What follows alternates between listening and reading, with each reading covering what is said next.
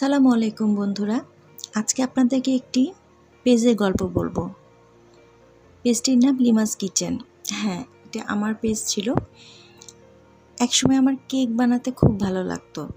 এই কাহিনিটা অবশ্য অনেক পেছন দিকে, প্রথম থেকেই বলি। আমার বড় ছেলেটি কেক খেতে খুব ভালোবাসতো। আমিও তাকে কেক খাওয়াতে খুব ভালোবাসতাম, কিন্তু খারাপ লাগতো বাইরের খাবার কিনে দিচ্ছি, না জানি কীভাবে কী বানিয়েছে, কীরকম আটা ময়দা ডিম ইউজ করেছে, এতগুলো কেক বানাচ্ছি, সেটা মানে হেলদি কিনা। তো এই ভাবতে ভাবতে ভাবলাম যে কেকই তো নিজেই বানিয়ে ফেলি। এমন করতে করতে বিভিন্ন মানুষের পরামর্শ নিলাম, অনেক রেসিপি ফলো করলাম, অনেকের কাছ থেকে সাজেশন নিলাম। কেউ বলে, কেউ বলে না, কারোটা হয়তো ফেক বেরোয়। এমন করতে করতে একটা সময় দেখলাম হ্যাঁ পারছি।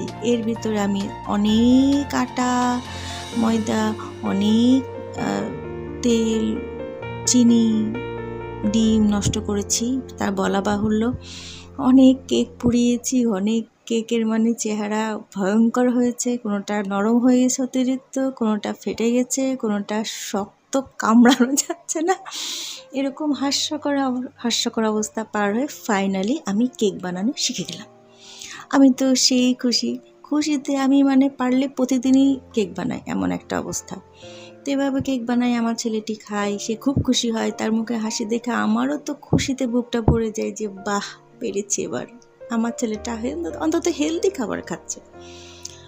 তো আত্মীয় স্বজনরা যখন দেখলো যে আমি এরকম কেক বানাই, অনেকেই বলে যে এই তুমি এটা নিয়ে বিজনেসও করতে পারো, মেয়েরা তো আজকাল অনেক কিছুই করছে, তো টুকটাক তুমি এটা শুরু করো না। তো এটা কয়েকজন যখন বললো তখন মনে হলো তাই তো, আমি তো বানাচ্ছি, একটু বানাই না। তাছাড়া আমার বাচ্চাটাকে আমি হেলদি খাবার খাওয়াচ্ছি, আমার সেল হবে। কোথায় সেল হবে? আত্মীয় স্বজন, পাড়া প্রতিবেশী, তো কিছুটা তো নিজেদের ভিতরেই সেল হবে, তো বাচ্চারাও হেলদি খাবার খাক। এই চিন্তা করে আমিও তখন একটা পেজ ওপেন করলাম, নাম রাখলাম লিমাস কিচেন। ভালোই চলছিল, ভালোই সাড়া পাচ্ছিলাম, বিজনেসটা জাস্ট মানে উঠে দাঁড়িয়েছে।